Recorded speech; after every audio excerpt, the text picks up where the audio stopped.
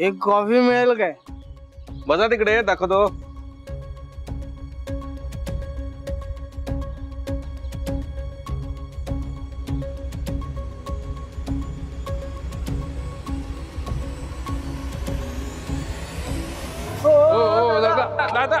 लागले डोका आपटलं. अरे कोण आलं रे?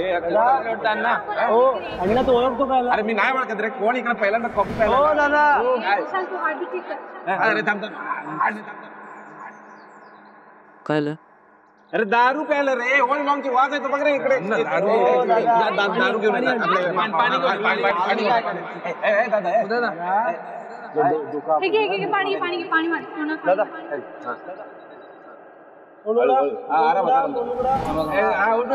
अण्णा पॅनिक नको.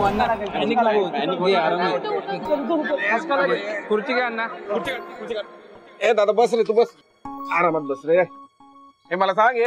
ए बाबा तू परत पडला रे. उठव की याला. उठव. ए दादा अरे तुला काय देऊ रे? चहा कॉफी साखर काय देऊ तुला? अण्णा त्याला ओल्ड मॉंग फ्लेवरची कॉफी पाहिजे. नाही रे आपल्याकडे. ते घेऊन येतो का पटकन? त्याला पाजून पाठवतो. मस्करी कशाला करतो रे? विशाल प्लीज उठव याला. उठ रे. दादा. हो दादा. दादा नाही. मग काय टाइम आहे म्हणायचं.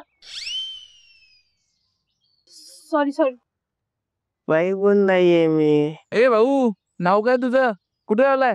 हा नाव काय? उठ. आपण एक काम करूया. त्याचं पॉकेट चेक करूया. त्याच्यात आयडी असेल.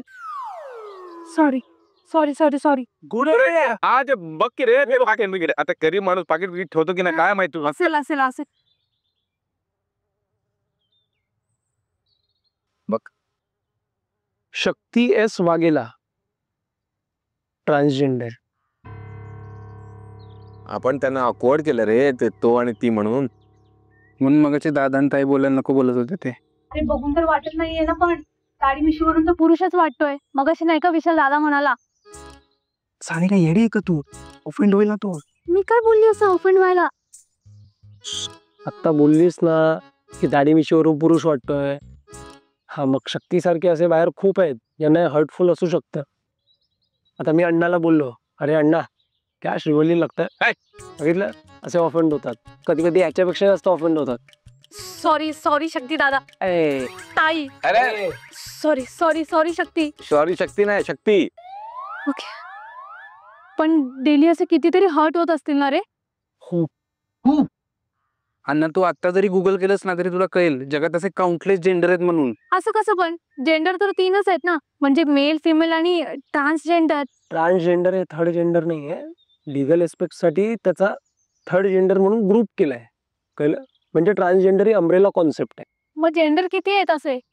मेल, फिमेल आणि इंटरसेक्स. अरे आता ट्रान्सजेंडर बोलला रे तो. इंटरसेक्स कुठं आलो? भाऊ तुम्ही जरा. आणि ते LGBTQA+ अरे ते काय असतं? मी सांगू. ते सेक्शुअल ओरिएंटेशन झालं. म्हणजे आपण एखाद्या कुठल्या तरी पर्टिक्युलर जेंडर कडे सेक्शुअली अट्रॅक्ट होणं. जेंडर, सेक्स आणि सेक्शुअल ओरिएंटेशन या तिन्ही वेगवेगळ्या गोष्टी आहेत.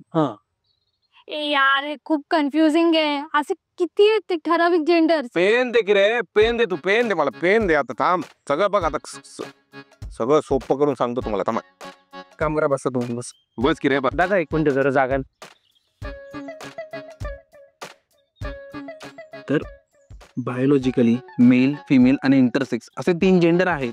पण असे अजून खूप जेंडर्स आहेत जे मेल, फिमेल आणि इंटरसेक्स या व्यतिरिक्त स्वतःला आयडेंटिफाय करतात. बट बायोलॉजिकली नाही, सायकोलॉजिकली. SAIL. अण्णा काय? मी लिहू? ठीक रे. जसं की नॉन बायनरी म्हणजे अशी माणसं जी मेल आणि फिमेल या दोघांमध्ये स्वतःला आयडेंटिफाय करतात. जेंडर क्वेअर म्हणजे असा जो अजून एक्सप्लोर करतोय त्याचं जेंडर अजून ठरलेलं नाहीये. अजेंडर म्हणजे असा जो जेंडर मानतच नाही. जसं धर्माला मानत नाही तसं. करेक्ट.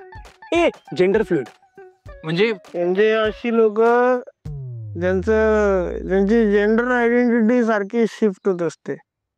म्हणजे त्यांचं असं काही फिक्स असं जेंडरच नसतं. Demi gender. बस कर रे. तुमचं ते डेंजर जेंडर ते किती कन्फ्युजिंग आहे. तुला पाणी आणून देतो. थोडं बरं आधी कॉफी पण आणून देतो. यार हे किती कन्फ्युजिंग आहे. डोक्याची पार खिचडी झाली. ते प्राण्यांमध्ये बरं आहे, नर आणि मादी, बस एवढंच. ए सानिका, ज्यादा मत बोल, विवाद हो जाएगा. ही पण मुद्दा आहे की आज सकाळ सकाळ एवढी का प्यायलाय? मग मुलांना काही कारण लागतं दारू प्यायला? हो लागतं ना मॅडम. मॅडम कारण लागतं दारू प्यायला. हो जगातली 90% लोक या कारणामुळे दारू पितात की त्यांच्या जवळची व्यक्ती त्यांना सोडून गेलेली असते. मेरा भी सेम है मैडम. मतलब ये जो सोसाइटी है ना, वो साला अपने को ठीक से जीने ही नहीं देती है. मतलब अपन इतना सोसाइटी का सुनते हैं ना कि अपने लोगों का आवाज ही अपने तक नहीं पहुंचता है. ये मेरा है क्या? अरे शक्ति भाई, मैंने भी तुझे समझ के नहीं लिया, पर ओ जिसने तुझे बनाया ना वो तुझे समझ के लेगा. तू टेंशन मत ले. हाँ चलो मैं आता है.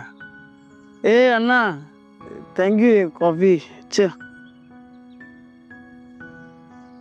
सॉरी, अरे मेरा नाम बताना भूल गया. मेरा नाम सूरज.